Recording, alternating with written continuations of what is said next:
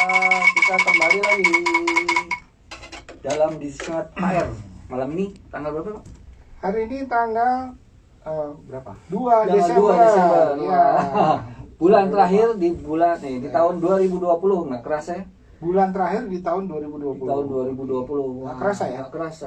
Rasanya apa, Om? Rasanya baru Manis, asin. Januari. Ya, 2020 sudah akan lewat, Bapak Ibu. Ya, yang join baru Pak Johar. Oh. Ya, ada 3 orang. Oke.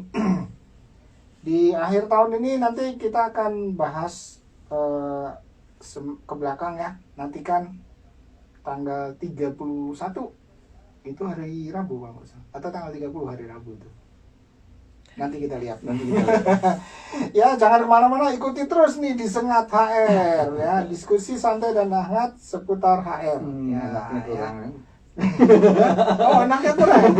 Diskusi santai, enak dan hangat seputar HR. Wah, lupa yang Bisa bikin. ya. Oke, siapa aja yang udah gabung lagi? Ibu Dila, terima Ibu kasih. Tira, aduh. Oh, Ibu Tira, Octaviani, Bu Larasati. Diskusi tadi siang kita ya. Oh ya.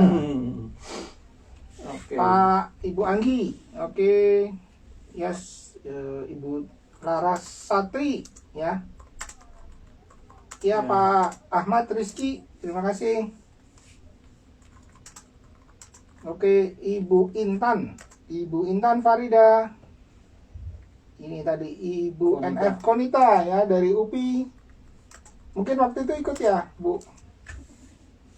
Pak Herman Dias. Ya. Nindya Utami. Nindya Utami. Terima kasih. Happy Oling. Pak Arnold. Ya, Om Rusli. Terima kasih gabung lagi.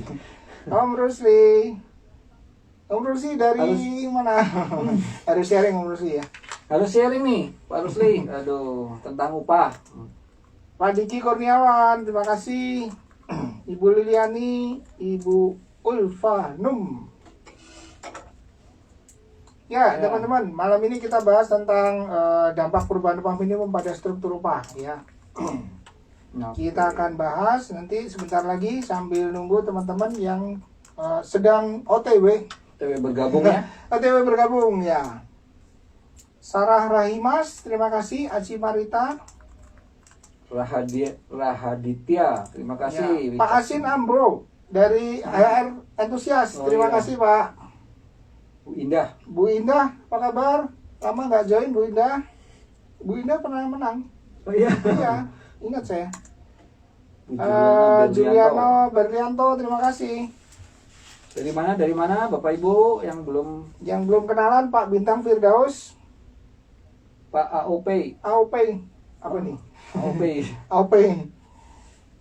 Zuldanir Muhammad Awaludin, terima kasih. Oye, namanya seru nih ya. Ini Acengi Rizka Halisa tadi udah. ya, terima Ya, kasih. dari mana Bapak Ibu yang belum kenalan? Selamat bergabung Bapak Ibu. Mungkin ada yang baru bergabung malam ini. Kali ini ya, kami biasa tiap hari Rabu malam atau malam Kamis 18.45 waktu Indonesia bagian Barat sampai dengan 20 waktu Indonesia bagian Barat selalu tampil ya Pak Johar. Tampil. Kami Kita duo. Ya, saya duonya, Pak Johar tuo.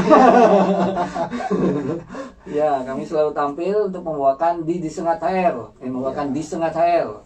Diskusi santai, enaknya lupa, hangat. Jangan lupa diskusi santai enak dan hangat Seputar HR. HR itu apa tadi? Sumber daya manusia. Sumber daya manusia. Ya. Jadi kita bicara mengenai sumber daya manusia ya. Oke. Tapi pesertanya boleh siapapun Bapak Ibu, boleh tidak harus orang yang berkecimpung di HR ya.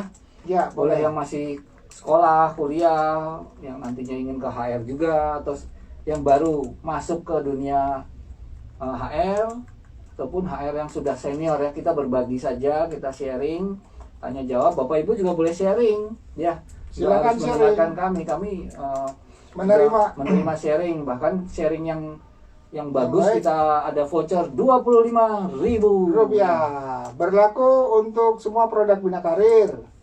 Ada online training, ada parenting, ada tes online, dan berlaku sampai bulan Maret tahun 2021.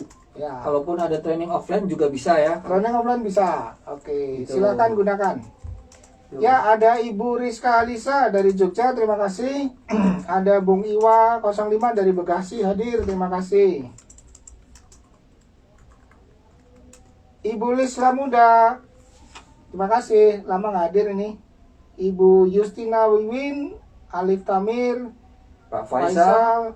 Ibu Tika Dekarojul, terima Wah, Bu kasih Tika. dari Surabaya. Bu Wendia, oke. Baik Om, kita mulai. bahas aja ya. Kita bahas ya.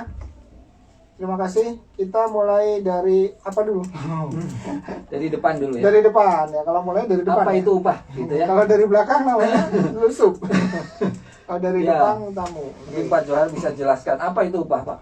Ya, kita bahas tentang dampak perubahan upah minimum ya. Upah minimum terhadap struktur upah. Ya. Sebelum kita bahas masuk upah minimum, kita bahas dulu tentang upah gitu ya. Jadi pada dasarnya upah adalah sebuah suatu imbalan gitu ya, suatu imbalan dan lebih disebut hak ya. Hak karena apa? Karena seseorang telah melakukan pekerjaan. Jadi itu merupakan hak dari seseorang ya, dan bentuknya berupa uang ya. Jadi kalau kita bekerja dibayar produk jangan gitu ya. Jadi dibayarnya harus dengan bentuk uang ya, itu upah namanya.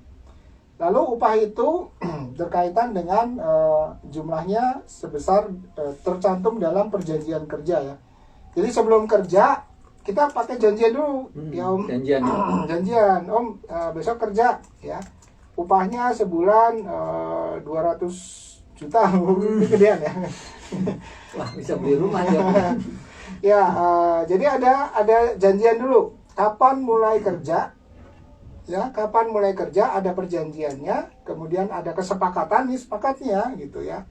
Nah, lalu upah ini tidak boleh kurang dari undang-undang. Ya, nah undang-undang menyebutkan adanya nanti upah minimum, gitu ya. Ya. Nah, jadi sejak adanya perjanjian, kesepakatan untuk bekerja, itu argonya sudah jalan ya. Jadi kita sudah punya hak atas upah ya. Bekerja baru nanti setelah di akhir bulan atau di akhir periode berapa itu dibayarkan gitu ya. Nah, upah ini haknya juga berakhir kalau perjanjian kerjanya berakhir gitu ya. Perjanjian kerjanya berakhir. Nah, kemudian upah ini harus bisa memenuhi kebutuhan hidup yang layak gitu ya. Karena kan nggak fair dong kalau nanti sampai kita udah kerja habis waktu, habis tenaga, tapi upahnya juga nggak mencukupi untuk kebutuhan hidup yang layak gitu ya. Nah, kebutuhan hidup layak ini nanti ditentukan oleh adanya survei kebutuhan hidup layak gitu ya oleh BPS.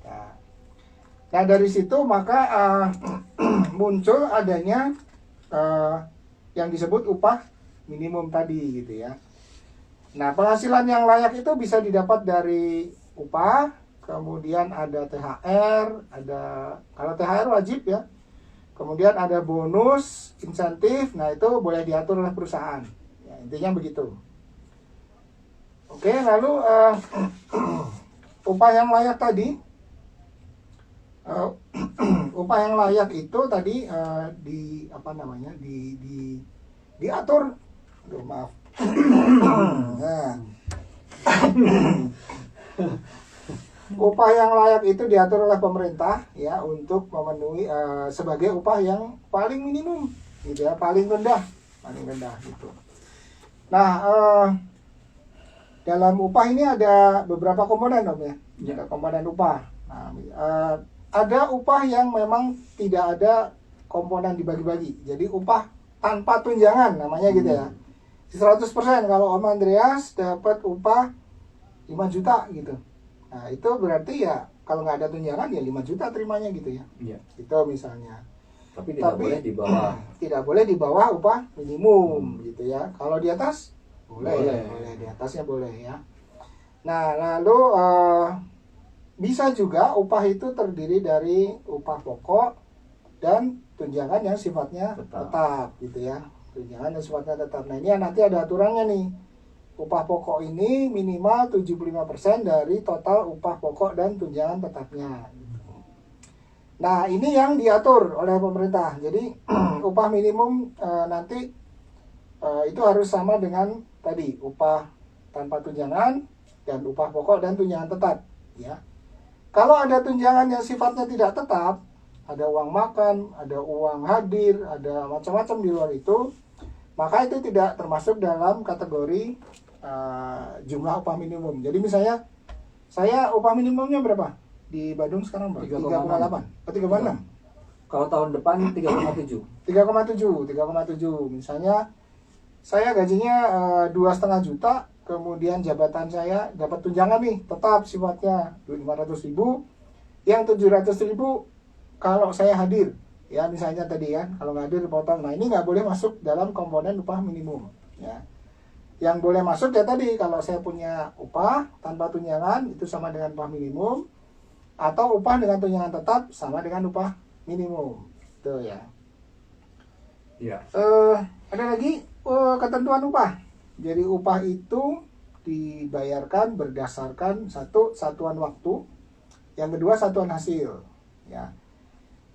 Om Andreas, kamu mau nambahin langsung ya? Iya. Terpukau sama Pak. Terpukul itu. Ya, tadi apa? Upah berdasarkan satuan waktu dan hasil. Upah berdasarkan satuan waktu bisa harian, bisa mingguan, bisa bulanan gitu ya. Kalau tahunan nggak ya? Kelamaan nggak ya? 2 mingguan ada. 2 mingguan ada. Nah, tapi pembayarannya meskipun harian, paling lambat dibayarkan seminggu sekali, gitu ya. Paling cepat dibayarkan seminggu sekali, atau paling lambat sebulan sekali, gitu ya. Jadi jangan sampai ada ini upah dirapel 2 bulan gitu, jangan, nggak boleh itu. Lalu apalagi dibayarkan dalam bentuk rupiah tadi. Nah, terus kalau karyawan tidak bekerja, ya berarti boleh tidak dibayarkan upahnya. Ya. Nah, kalau misalnya nggak kerja itu apa misalnya? Kalau misalnya sakit boleh, ya masih dibayar gitu ya. Masih dibayar. Sakit, cuti gitu ya, itu Ya. boleh. Ini banyak aturan-aturannya itu sebenarnya banyak. Nanti kalau ada trainingnya ikut training Om Andreas tentang Ya. personalia. Ada lagi Om, upah harus ditentukan di dalam perjanjian kerja ya. Jadi nanti kalau ada perjanjian kerja itu di dalamnya harus disebutkan upahnya berapa, ya. Karena tadi kesepakatan Masuk dalam kesepakatan ya. masuk dalam kesepakatan. Ya, jadi ketika nanti teman-teman melamar kerja gitu ya, boleh dilihat nanti perjanjian kerjanya ada upahnya enggak di situ gitu ya.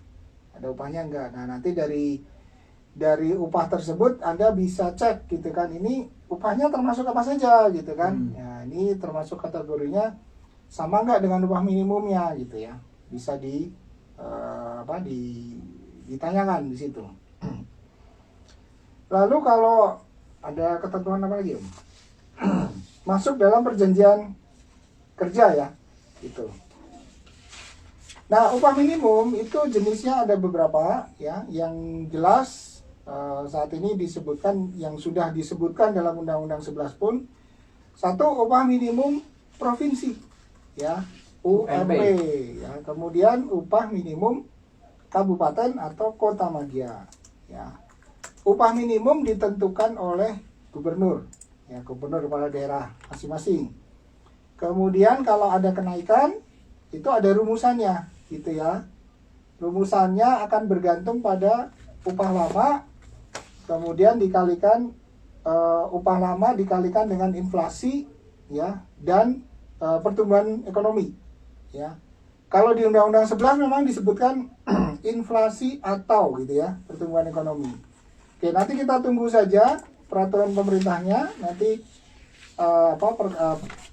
perhitungannya, rumusannya bagaimana. Tapi yang dari 2020 ke 2021 sudah ada kenaikan dengan perhitungan tadi pertumbuhan ekonomi dan inflasi ya. Jadi sebenarnya tahun depan itu seperti edaran dari Kemenaker sebenarnya dianjurkan untuk tidak naik, karena sebenarnya pertumbuhan ekonominya minus ya, karena pandemi ini gitu.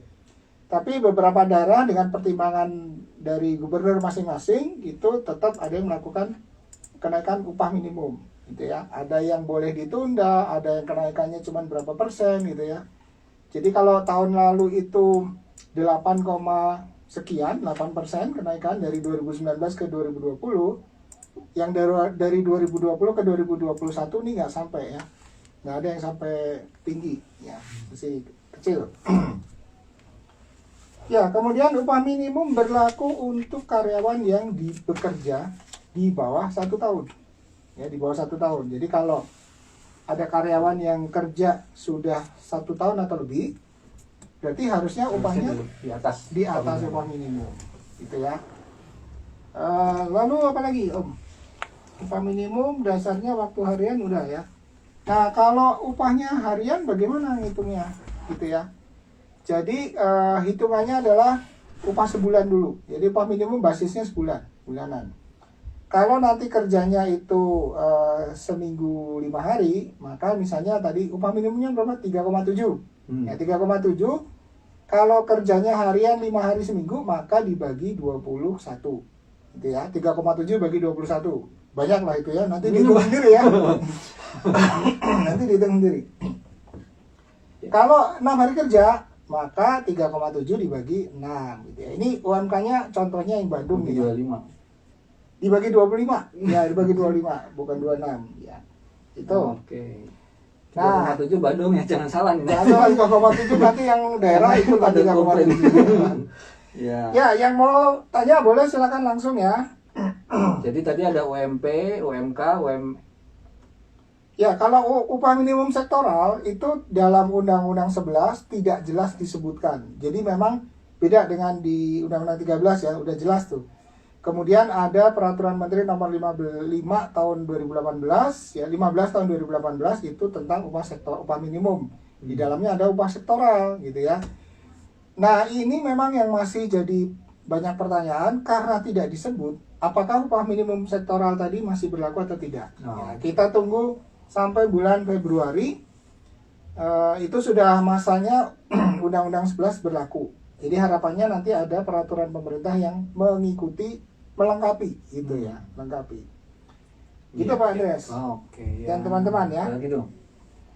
Oke, lalu tadi hubungannya dengan struktur dan skala upah. Nah, tadi kan kita bicara bahwa upah minimum berlaku untuk karyawan yang di bawah 1 tahun. Ya. Di bawah 1 tahun. Nah, sekarang kalau ada yang karyawan di atasnya gimana kan? Yang sudah 1 tahun, ada yang 15 tahun segala gitu ya. Maka pemerintah memberlakukan Permenaker nomor 1 tahun 2017 tentang adanya struktur dan skala upah. Ya. Struktur dan skala upah ini bentuknya adalah sebuah tabel gitu ya, sebuah tabel di mana di situ ditentukan upah ya, upah terendah dan upah tertinggi dan dibagi dalam golongan-golongan. Ya, jadi misalnya saya OB nih atau apa jabatan terendah gitu ya. Om Andreas GM atau direktur gitu ya. Nah, di dalam struktur skala upah akan diatur nih dari upah terendah sampai upah tertinggi gitu ya. Dan dibagi dalam golongan-golongan. Misalnya golongan 1 misalnya boleh di sebutannya boleh 1, boleh A, boleh dari kecil ke besar, boleh dari besar ke kecil gitu ya. Nah, misalnya saya golongan 1, upah saya UMK. Misalnya ya ditentukan bahwa upah saya adalah 2,7 dari mulai 2,7 atau di bawahnya karena tadi kalau ada tunjangan tetap ya. Nah, jadi upah minimumnya berapa dari struktur itu, kemudian tertingginya berapa di golongan 1 gitu ya. Dari 3,7 misalnya sampai dengan 4,5 misalnya begitu. Nanti golongan 2 dari 4 dari berapa misalnya sebelum 4,5 dari 4 juta sampai 5 juta misalnya. Golongan 3 dari 4,5 sampai 6 dan seterusnya. Yaitu berjenjang gitu. Tergantung golongannya. Ya, nah, tekniknya membuat struktur upah ikuti training Pak Johan. Ikuti training hari Sabtu nanti tentang membuat struktur dan skala upah menggunakan job evaluasi. Yeah. Atau Anda bisa ikut diklat HR compensation ya. Ini yang buat teman-teman UPI sudah pernah kami kasih 2 minggu yang lalu gitu ya. Oh maaf, UPI atau UNS tadi ya. ada perguruan ya udah sampai lupa ya. Dan sampai salah sebut nih Mbak ya. Ya, begitu. Jadi teman-teman, tadi ada upah gitu ya. Satu, apa sih upah? Harus berupa uang, harus berdasarkan perjanjian kerja, kesepakatan, tidak boleh lebih rendah dari upah minimum, ya. Yang kedua, mulai timbul hak ketika perjanjian kerjanya disepakati, ya. Dan berhenti haknya ketika perjanjian kerjanya berakhir atau diakhiri, gitu. Nah, dari upah tadi, upah diharapkan memenuhi kebutuhan hidup yang layak. Nah, kebutuhan hidup layak tadi berdasarkan inflasi dan lain-lain dihitung oleh ada lembaga dari pemerintah BPS, gitu ya. Lalu ada upah minimum yang ditentukan oleh gubernur. Kenapa ada upah minimum? Supaya tadi meyakinkan bahwa para pekerja ini penghasilannya itu bisa memenuhi kebutuhan hidup yang layak. Itu maksudnya. Ya.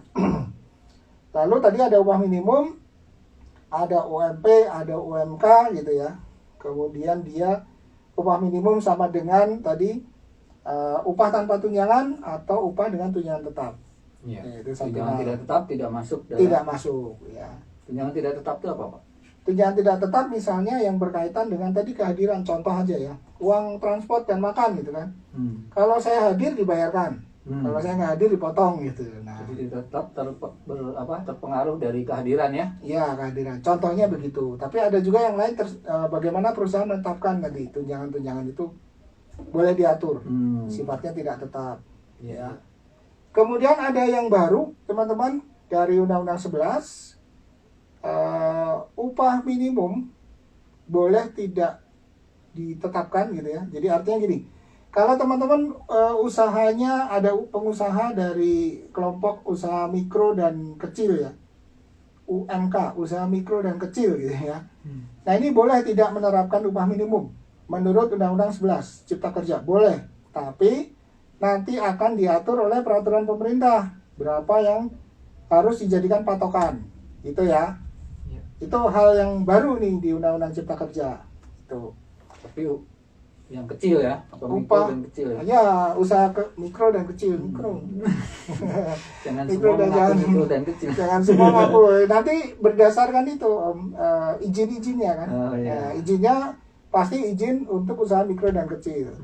Ada sekarang NIB kan, nomor induk berusaha. Nah, itu kan nanti kelas-kelasnya akan ada di situ. Iya, iya. Oke. Ya, lalu tadi udah ada upah minimum, ada struktur skala upah, ya.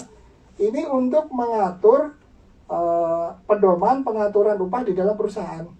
Nah, yang diatur dalam struktur skala upah adalah upah pokok.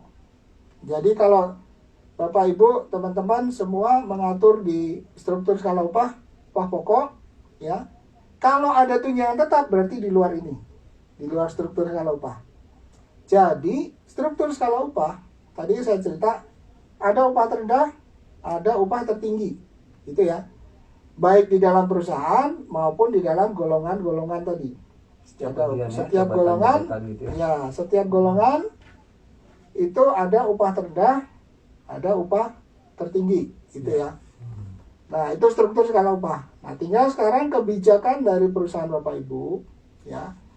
Apakah upah terendah dari struktur dan skala upah itu kebijakannya sama dengan UMK atau tidak? Itu ya. Ini masalahnya kepengaruh tadi. Kalau di tempat Bapak Ibu upah terendah dari struktur dan skala upah sama dengan UMK, maka ketika UMK-nya itu naik, ya, upah minimumnya naik, maka struktur skala upahnya juga harus disesuaikan, ya, karena paling rendahnya sama dengan upah minimum, gitu ya. Tapi kalau Bapak Ibu ternyata bikin upah struktur skala upahnya itu yang paling rendah ini, ya, yang paling rendah itu di atas minimum, di atas upah minimum. Jadi misalnya tadi upah minimumnya 3,7. Nah, upah terendah di perusahaan saya itu bisa sampai 4 juta misalnya. Ya, 4 juta. Jadi kalaupun naik tadi dari 3,6 ke 3,7, upah minimumnya masih 4 juta. Ya, upah terendahnya masih 4 juta. Jadi nggak pengaruh, ya. Masih bisa dipakai. Soalnya memang dari perusahaannya ingin berubah lagi, naikin lagi, boleh dengan senang hati, ya. Itu ya. Bisa, boleh. Jadi misalnya naikkan UMK, kemudian ada perubahan upah ke atas ya. Nah itu sebenarnya ada rumusnya Om, Nah, upah itu- sundulan namanya. Oh, itu dalam trainingnya Pak Johar ya. Dalam online trainingnya Pak Johar nanti. Ya, ya upah sundulan nanti ada di apa namanya, ada rumusannya sebenarnya ya. Kalau kita mau pakai rumusan bisa, atau mau langsung juga ya bisa aja. Tapi kembali lagi di struktur skala upah yang wajib ya. Jadi ketika di bawah berubah, maka ke atasnya juga nanti mungkin bisa berubah gitu ya. Oke. Nah, Itu sekarang- Dampaknya begitu. Perubahan upah minimum tadi Upah ya. minimum. Tapi kalau misalnya upah minimumnya tadi 3,7 tahun ini. UMK-nya 3,6 ke 3,7. Ya, berarti kan sudah naik pas gitu ya, nggak masalah. Tapi kalau tadinya 3,6 kita atur di 3,6 setengah misalnya gitu ya. UMK-nya naik di atasnya. Nah, dia juga harus ikut naik gitu. Jadi pada dasarnya dampaknya adalah Bapak Ibu melihat upah terendah dari struktur skala upah ya. Apakah itu memang kebijakannya nanti sama dengan upah minimum gitu ya. Kalau di bawah upah minimum mungkin nggak? Bisa jadi. Bisa jadi. Ya, karena yang ditentukan tadi kan upah pokok. Berarti nanti upah yang diterima harus dengan tunjangan tetap. Ya. Nah, Intinya- upah pokok dan tunjangan tetap harus sama dengan upah minimum. Nah, Yaitu intinya di situ ya. Jadi upah Intinya pokoknya gitu. sih tidak apa-apa, cuma tetap 75%. tetap 75%. Nah, Dari itu yang harus total. diatur-atur Ya. gitu. Itu yang perlu diatur. Ada Ya, pertanyaan dulu nih Ibu Begitu. Cindy Tarigan. Ibu Cindy, terima kasih. Untuk karyawan baru berpengalaman, bolehkah nego gajinya di atas rentang tertinggi dari kebijakan struktur skala upah perusahaan? Bolehkah nego gajian di atas rentang tertinggi? Rentang tertinggi? Ya, Ibu tergantung golongan tadi ya. Terima kasih, nih pertanyaannya menarik. Jadi misalnya staf Bu Cindy ya. Staf itu misalnya upah terendahnya 4 juta. Gitu ya. Upah tertingginya 5 juta misalnya. Lalu dia mau nego di atasnya.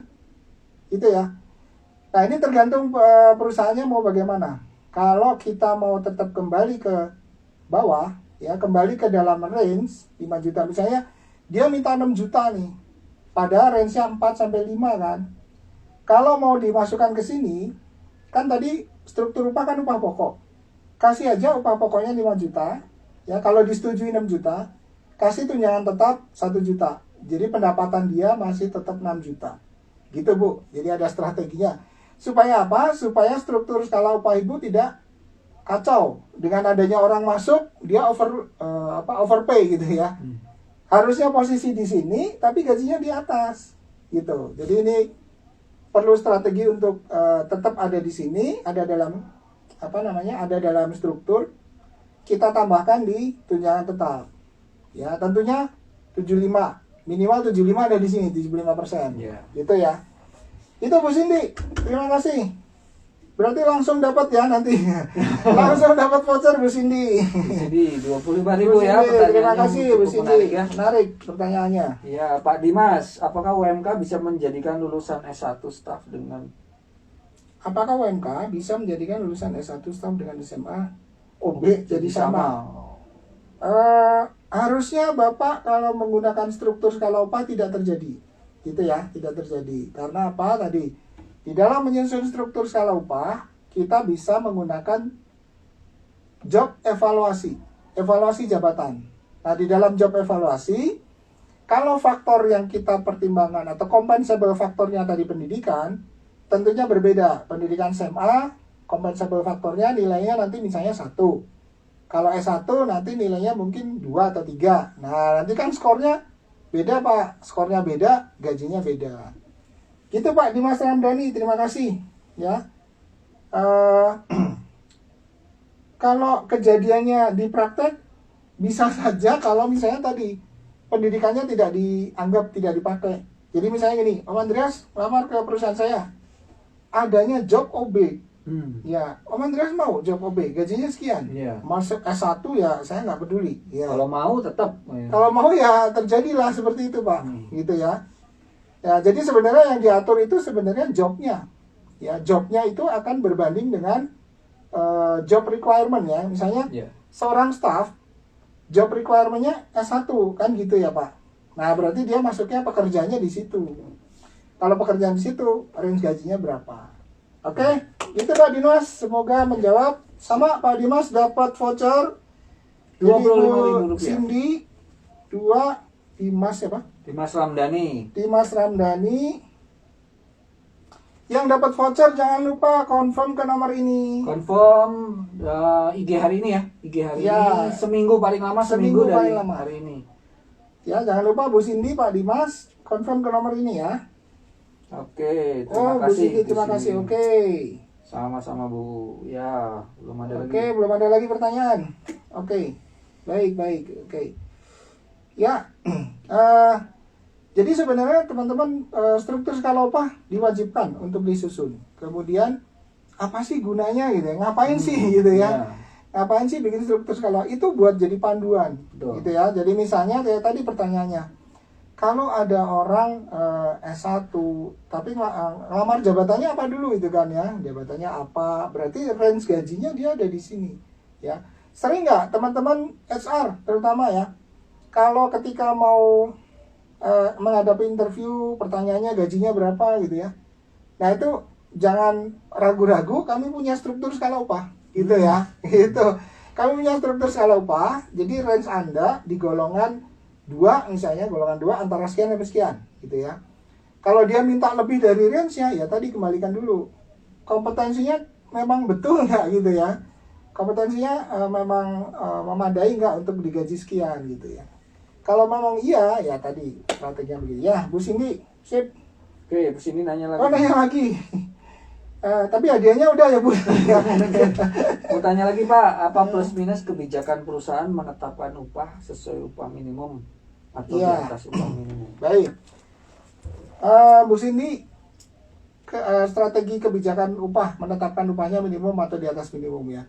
Jelas kalau upahnya minimum ya, pada dasarnya, jadi kita hanya bahas dua ya, upahnya minimum atau di atas gitu ya. Dua-duanya ini keuntungannya adalah meng-attract. Apa meng-attract? Menarik gitu ya. Menarik. Jadi kayak employer branding gitu loh. Nah, jadi kalau Ibu Cindy bikin lowongan, dicari staf HRD ya, gaji menarik. Bukan menarik ya. bukan ditarik ya. Gaji menarik, betul-betul menarik gitu ya. Tapi dicari yang qualified gitu ya, yang pengalamannya 20 tahun kayak Pak Andreas gitu. Ya, itu Bu. Jadi strategi untuk attract ya, menarik calon karyawan itu salah satunya dengan menggunakan menawarkan upah ya di atas minimum malahan gitu ya. Bukan sekedar minimum, di atas minimum gitu. Mungkin buat teman buat yang level tertentu upahnya udah minimum nih gitu ya. Sering ya Bapak Ibu pernah baca lowongan-lowongan tuh di menarik nih. Upah di UMK, minimal UMK gitu. Dapat BPJS, dapat THR. Ini udah wajib semua ini. Gitu ya. Kalau Anda mau menawarkan lebih itu akan jadi daya tarik tersendiri gitu. Ya, begitu Bu Cindy. Mudah-mudahan bisa menjawab ya. Tadi struktur upah itu berguna buat teman-teman HR. Gitu, ada lagi? Belum, sementara belum. Oh iya Pak, oke. Yes. Ya, membuat struktur skala upah itu sebenarnya ada beberapa metode. Ya, metodenya. Satu metode yang mudah adalah force ranking sederhana. Ya. Apa Jadi tuh? force ranking sederhana ini bahasanya campuran. Jadi ditetapkan berdasarkan ranking pekerjaan. Ya. Contoh misalnya gini, ada pekerjaan OB, ada pekerjaan staff, ada pekerjaan supervisor, nah ini langsung di ranking. Yang paling rendah siapa? OB gitu ya. OB, kemudian di atasnya siapa? Nah, mulai menjadi permasalahan ketika kita bicara OB sama driver, ya, rankingnya tinggi mana? OB, driver, security, messenger, operator. Nah, mulai kan. Nah, dari situ maka kita perlu sebenarnya apa yang disebut job desk, Om. Dari job desk itu kita bisa melihat, meranking, menilai gitu ya, seberapa besar tanggung jawab bobot dari setiap pekerjaan. Ya, sehingga kita bisa menentukan bahwa oh ini bobotnya lebih tinggi pekerjaannya dibandingkan pekerjaan yang lain gitu ya. Nah di situ baru kita atur. Tadi kita bisa rankingkan gitu ya. Nah kalau mau lebih detail tadi menggunakan evaluasi jabatan. Ya evaluasi jabatan kita menilai setiap pekerjaan tadi, job tadi untuk dinilai bobotnya. Ya baru kita ranking dan kita susun struktur skala upahnya. Ya begitu Bapak Ibu senators. Sip. Sip. Ya. Nah mungkin gantian kita kasih pertanyaan ya. Nah, itu belum. Waktunya sudah ini ya. Kita bertanya apa nih, Pak? Lagi mikir Oh, juga. lagi mikir ya, kita pikir dulu. Kalau nanya Iya, kepanjangan kalau nanya- UMP percuma. ya, Pasti bisa semua. jawab ya. Apa Pak yang agak-agak sedikit susah, agak sedikit susah. Ya tadi sudah ada Bu Cindy. Ada yang berkenan untuk sharing? Pak Rusli, mana Pak Rusli? Nah, Ya, oke. jadi sebetulnya, nah ini pertanyaannya. Mau bertanya Pak Andreas siap. Jangan nebang pohon lagi ya. Enggak. Ya nunggu maksudnya. Silakan Ya, aja.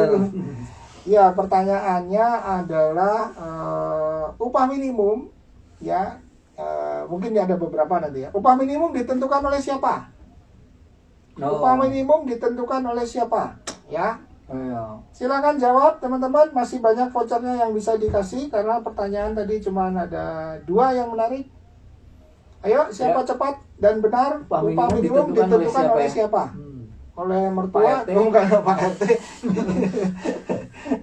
Ya. Ya. Oleh siapa? Oleh direktur. Yes, teman-teman Air silakan. manager. HR manager mungkin ya. Atau tadi Pak RT deh. Ya. Ya, upah minimum ditentukan oleh siapa teman-teman? Silakan. 25.000 voucher. Rupiah. Oh, mau nanya dulu nih, Oh, Pak. nanya dulu boleh Pak Dimas. Bagaimana dengan yang pekerjaannya part time, misalnya seminggu? Oh ya, oke. Baik Pak Dimas, kalau part time tentu nanti kita Seminggu 3 kali. seminggu 3 kali. Oke. Seminggu 3 kali. Kalau itu pekerjaannya tidak tetap, kita bisa bikin perjanjian kerja waktu tertentu gitu ya. Kemudian biasanya yang pekerjaan-pekerjaan part time ini punya keahlian khusus ya Pak ya. Nah itu nanti masukkan dalam apakah kalau pertanyaan apakah masuk dalam struktur skala upah? Tidak, biasanya tidak masuk karena pekerjaannya spesial nih ya, seminggu cuma 3 kali gitu ya. Atau yang dimaksudkan Pak Dimas work from home. Kalau work from home itu sebenarnya dia tetap bekerja statusnya, cuman kerjanya di rumah. Nah ini tetap masuk di struktur skala upah. Tapi kalau kerja part time kayak saya misalnya, saya part time, saya datang ke sebuah perusahaan, saya bantu. Nah ini tergantung di deal, ya tergantung di dealnya berapa gitu ya, sekali saya datang berapa dan sebagainya. Iya. Tidak Itu harus Pak UMK Dimas. ya. Tidak harus UMK, Bu, Hmm. part time UMK gitu. Kerjanya bikin KPI lagi. Ya, oke. Dari siapa coba jawabannya? Pertama paling Ibu Juliana Berlianto, pertanyaannya adalah siapa yang menentukan, Bu? Ya, yang menentukan siapa nih? Nah, Toko. jawaban Bu Oke. Juliana nih tadi mau saya tanyakan Oh, mau ditanyakan untung ya? nggak jadi. Jadi gimana Pak? Dikasih apa enggak? Jadi ini apa? Telepati kena. Telepati. Oke, oleh provinsi Pak. Oleh provinsi. itu Nggak bukan tepat ya, nggak bukan tepat. yang berwenang. Provinsi itu Ya. kan ini ya. Nah, ini lembaga. betul nih, Ibu Juliana. Gubernur, ya, satu Bu Juliana. Oke. 25.000 25.000. Pak Kemudian Liliani. Liliani. Gubernur wilayah masing-masing ya. Liliani. Oke. Pak Madia atau Ibu Madia nih, gubernur. Madiar. Madia Madias ya? ZR. Madia ZR. Madia ZR. Oke, dari gubernur. Oleh provinsi sesuai tetapan gubernur. Agak kebalik ini sebenarnya. Ditetapkan oleh gubernur provinsi masing-masing, iya gitu ya. Ibu Dira Luciana nih, kebalik mungkin ya. Pak Wahyu Kusuma nih, Pak gubernur. Wahyu juga. Kusuma, oke. Satu lagi ya. Satu lagi belum ada. Oh, Belum ada, oke. Ada pertanyaan? Bu Ibu Irma, Irma. kalau part time termasuk karyawan kontrak atau punya perjanjian tertentu ya Pak? Iya Bu. Kalau part time bisa sebagai karyawan kontrak, bisa ya. Jadi apa tadi namanya, pekerjaannya itu Kerjaan tertentu. pekerjaannya di luar yang reguler. Ya, jadi prinsipnya gini Bu, kalau pekerjaan di luar reguler itu karyawan kontrak ya, PKWT gitu ya. Ini sesuai aturannya begitu. Cuman kalau tadi masalahnya dia part time gitu ya. Kalau karyawan kontrak kan gini, dia tetap masuk ya, pekerjaannya hadir dan atau mungkin tergantung hasil juga bisa gitu ya. Bisa kalau mau pakai perjanjian waktu tertentu ya, bisa juga, bisa seperti itu Bu. Tapi kalau modelnya kayak saya, biasanya perjanjiannya kerjasama saja, bentuknya bentuk kerjasama Bu ya, perjanjian kerjasama dengan perusahaan. Saya hadir berapa kali, saya membangun sistem misalnya, bikin KPI atau menyusun struktur skala upah gitu. Jadi perjanjiannya bukan PKWT ya, tapi bisa menggunakan PKWT. Itu Bu Irma. Ya. Bu Irma dapat voucher 25.000. Ya. Ah, Oke. Oke. Ya, ada pertanyaan berikutnya, Pak Andreas? Tadi udah terlanjur ditanyakan ya. Terlanjur ditanyakan. Untuk pertanyaan lagi Bu Divya, Pak izin untuk saat ini kontrak kerja via e-sign bisa nggak ya Pak? Kontrak E-sign? kerja via e-sign maksudnya Maksudnya jarak jauh ya Bu? Jadi tanda tangannya digital ya Bu? Sebenarnya bisa, karena di Undang-Undang ITE itu tanda tangan digital berlaku. Ya, bisa saja. Jadi jarak jauh gitu ya, bisa untuk perusahaan tanda tangan juga gitu ya. Selama perusahaannya juga mau dengan e-sign gitu. mau dengan e-sign gitu ya, mau dengan e-sign. Gitu Bu siapa? Divya. Bu Divya. Pak Syarif Fikri. Malah Iya. Pak ingin bertanya apakah dalam menyusun struktur upah bisa sama yang diterima karyawan dengan level berbeda akibat hal-hal tertentu? Bisa. Ya, apakah dalam menyusunnya upah bisa sama yang diterima karyawan dengan level berbeda? Oke Pak, jadi begini Pak Syarif ya. Ada yang membuat struktur skala upah dengan model gap. Jadi misalnya begini Pak, ini golongan 1 gaji terendah, gaji tertinggi. Ini golongan 2. Iya. Bukan nempel begini tapi begini Pak. Sehingga golongan 1 yang paling tinggi ya akan bisa sama dengan golongan 2 yang paling rendah. Bisa jadi. Untuk apa dilakukan ini? Untuk memberi kesempatan gitu ya. Jadi misalnya ada orang yang di golongan 1 tuh lama banget, udah senior banget gitu ya. Apakah gajinya nanti dengan golongan 2 bisa sama? Bisa saja. Golongan 2 yang paling baru masuk bisa gitu ya. Tapi golongan 2 yang udah lama dia udah naik, udah di atas gitu Pak. Kita kira-kira Pak Syarif gitu ya. Kalau pertanyaannya tadi berbeda level, gajinya sama gitu ya, bisa.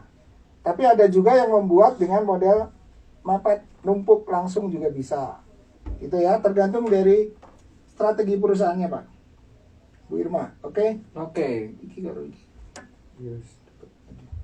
Ya. Jadi yang dapat pertanyaan 2 lagi, dapat voucher Ibu Divya Reka Dan Pak dan Syarif Pak Syarif Rifki ya. Ya, Syarif Rifki. Dapat voucher 25.000, konfirmasi ke nomor ini ya Bapak Ibu. Yes. Bahwa Bapak Ibu mendapatkan voucher di IG Live yang hari ini, konfirmasi paling maksimal 1 minggu. 1 minggu. Lewat dari 1 minggu hangus ya.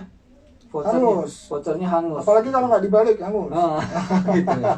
Jadi vouchernya nanti Orangnya bisa tempe. digunakan untuk semua produk Bina dari Bina Karir. Karir. Ya. Training online atau offline juga ya. Training offline, training online, bisa. Parenting, tes online ya. Tes online, Gitu.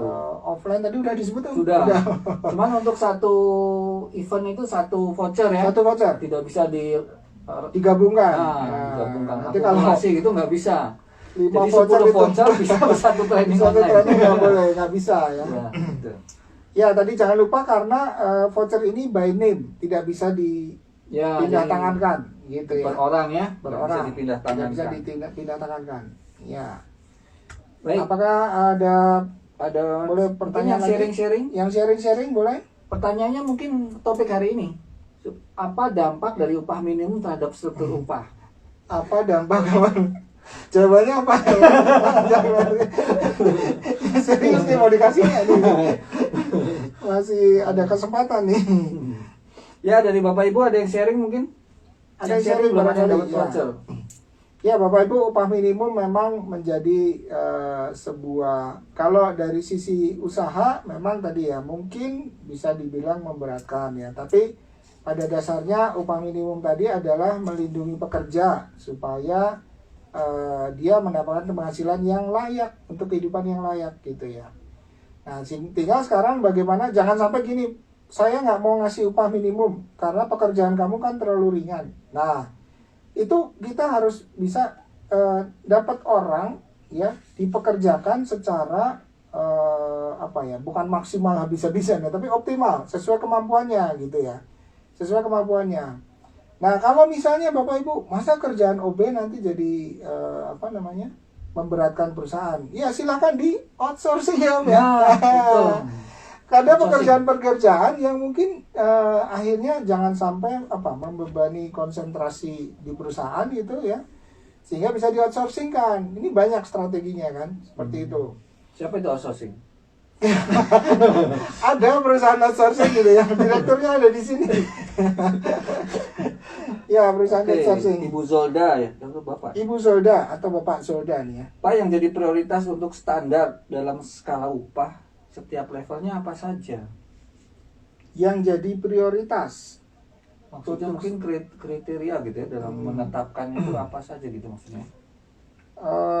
Iya Pak, jadi sebenarnya menyusun struktur ya standarnya itu melalui sebuah proses ya, idealnya melalui sebuah proses yang namanya job evaluasi ya, itu idealnya menggunakan job evaluasi ya. Kalau sampai Bapak mau menggunakan yang sederhana tadi ranking, maka Bapak juga apa namanya, prioritasnya adalah ini Pak, beban tanggung jawabnya ya. Tanggung jawabnya itu merupakan porsi terbesar ya.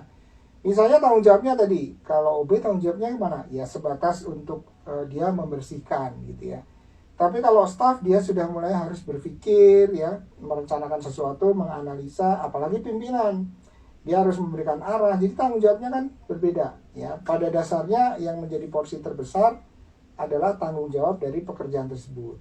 Nah, kalau kita bicara tanggung jawabnya, dari mana kita bisa tahu tanggung jawabnya? Dari kita kalau sudah menyusun job desk ya. Jadi sebenarnya Bapak Ibu, teman-teman senator, jangan meremehkan job desk. Job desk ini perlu untuk apa? Banyak yang bisa dilakukan dengan job desk. Tadi menyusun job evaluasi, membuat penilaian kinerja ya, KPI, itu dasarnya juga dari job desk. Bagaimana saya mengukur pekerjaannya Pak Andreas kalau saya tidak mengetahui pekerjaannya beliau? Dari mana pekerjaannya kita ketahui? Dari job desk-nya beliau. Gitu ya. Jadi sebenarnya penting ya untuk membuat itu. Fungsinya banyak ya? Fungsinya banyak. Kalau mau belajar job desk sama Pak Andreas. Belajar job desk soal apa, undang-undang perjanjian gitu ya. Bu Reza, apakah job evaluasi itu? Job evaluasi itu Bu, jadi misalnya saya dengan Pak Andreas punya job desk masing-masing kan, punya pekerjaan masing-masing, ada job desk-nya. Lalu ditimbang Bu, ya timbangnya bukan berapa gram ya, tapi kita beri sebuah skor, sebuah nilai ya dengan bobot sehingga ketahuan nih Bu. Contoh misalnya saya staf accounting ya, Pak Andreas staf HRD gitu. Sama-sama staf, tapi gajinya bisa beda. Karena apa? Karena tadi tanggung jawab saya sebagai staf accounting mungkin terbatas pada lingkup angka, kertas. Ya saya tidak berhubungan dengan banyak orang. Saya tidak harus mempengaruhi orang lain. Jadi tanggung jawab saya mungkin kalau dibobot lebih kecil dari bobotnya Pak Andreas. Dia harus ketemu serikat, dia harus coaching, counseling gitu ya. Sehingga kalau ada mekanisme job evaluasi, nilai saya mungkin 250, nilainya Pak Andreas 300. Ya, itu hasil dari job evaluasi. Nah, ini kan baru 2 jabatan nih. Nah, kalau seluruh perusahaan itu ya, ada berapa belas atau puluh jabatan. Nanti akan ada skor masing-masing, kemudian dibuat ranking, kemudian dibuat golongan, sehingga keluarlah struktur skala upah. Gitu ya Bu. Bu Pak atau Bu Solda? Oh, Bu Reza ini. Bu Reza. Oh iya, Bu Reza Nah. yang terakhir. Bu Reza lagi nih. Apakah job evaluasi menjadi satu-satunya patokan untuk menentukan skala upah? Saya ingin mengetahui apakah peraturan pemerintah terkait upah Ya. minimum juga memiliki peran. Oke Bu, menentukan struktur skala upah sesuai dengan Permenaker 1 itu ada 3 metode pada dasarnya. Satu adalah metode ranking tadi, ya, secara sederhana. Yang kedua, metode 2 titik. Ya, jadi sebenarnya kalau metode 2 titik, misalnya Ibu Reza punya perusahaan, sudah jalan nih. Sudah jalan, sudah ada gaji kan? Sudah gaji, ada gaji OB, ada gaji staff, ada gaji manajer dan sebagainya. Ibu bikin daftar gaji sama orangnya, kemudian di sort, ya. Gaji terkecil berapa? Gaji tertinggi berapa? Kemudian ada rumusannya, Bu. Ya, ada rumusannya, di Permenaker ada rumusannya. Ibu mau pakai rumus matematika manual, boleh, atau pakai rumus Excel. Ada rumusannya, ya. Nanti dari situ bisa menjadi sebuah struktur dan skala upah. Jadi ditarik sebuah rumusan dari rendah sampai tinggi dan golongannya, gitu ya. Pakai rumusan matematis. Nanti kita mau bagi berapa golongan. Nah, dari situ nanti ketemu langsung jadi struktur skala upah. Gitu Bu. Jadi metodenya ada ranking sederhana, ada 2 titik, yang terakhir ada job evaluasi. Jadi bukan satu-satunya cara Bu ya. Boleh gitu. Oke, dapat. Oke, Ibu Reza Agustin dapat voucher. Voucher 25.000 ya Bu. Konfirmasi ke nomor ini untuk dapat vouchernya ya. Oke. Itu Ya, Cindy. Bu Cindy satu lagi ya. Mau tanya pertanyaan. Pak, di perusahaan siapa yang berhak tahu formula upah minimum ini? Jika manajer, bagaimana jika resign? Jika direktur, apakah direktur memberikan formula ke manajer baru? Iya Bu. Jadi kalau Ibu mungkin pertanyaannya struktur upah ya. Struktur upah siapa yang berhak tahu? Ya. Yang berhak tahu memang manajemen Bu. Manajemen, dan terutama sebenarnya itu harusnya memang direktur ya. Tapi direktur seringkali karena ini banyak hal teknis, delegasi. Jadi sebenarnya untuk menyusun struktur skala upah pun atau job evaluasi itu ada timnya Bu. Ya, ada timnya siapa aja, ada HR manager, ada wakil pimpinan gitu ya, atau pimpinan ikut, ada wakil dari bagian masing-masing gitu ya, yang bergantian ya, nggak semuanya ikutan meeting. Nah, ada timnya, disusun, serahkan ke direktur. Nah, ini yang berhak direktur. Sekarang tinggal direktur mau nyerahkan kewenangannya ke siapa, ke HR, ke finance gitu. Jadi pada dasarnya yang pegang pimpinan tertinggi direkturnya gitu Bu. Itu ya Bu. Bu Cindy, makasih. Ibu Divya tanya lagi terkait job evaluasi. Oke Bu. Ketika QPA kita menunjukkan hasil yang bagus, kan biasanya kita boleh mengajukan pengajuan up salary. Apakah ada ketentuan khususnya? Maksudnya KPI ya Bu ya, KPI mungkin ya, bukan KPI ya. QPA ini. QPA itu mungkin atau apa performance nih? appraisal. Performance appraisal mungkin ya. Oke. Jadi prinsipnya gini ya, kalau kita hasil kerjanya kita bagus, gitu ya Bu ya. Kemudian kita bisa mengajukan kenaikan gaji, ya. Kembali tergantung sistem di perusahaan Ibu, ya. Yang mau saya challenge adalah kalau setiap saya dinilai kinerjanya, saya bagus nih, naik gaji.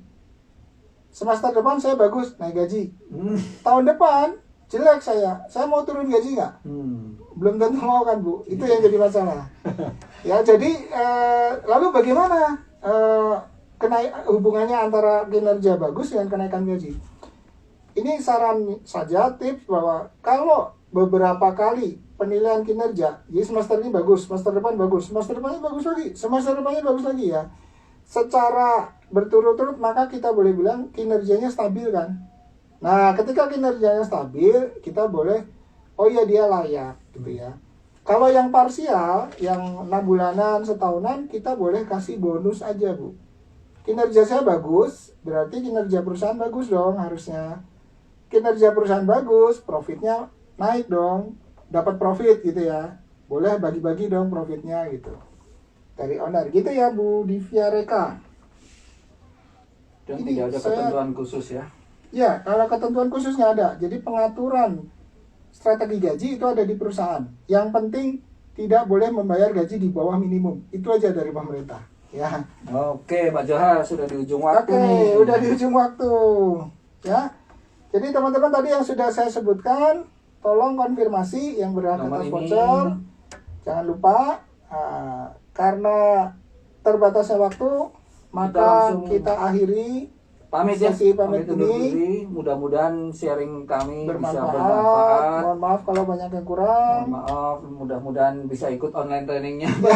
Terus kalau lupa. Oke, kita ketemu lagi minggu depan ya. Minggu Pak. depan, hari Rabu, Dengan topik yang pasti menarik. lebih menarik. Ya. Rabu malam atau Rabu malam malam Kamis. atau malam Kamis. Ya. 18.05 sampai dengan 20.00 waktu Indonesia bagian Barat dengan kami Duo Tuo di Disengat HR. Ya. Sampai minggu depan. Selamat malam. Ya, malam.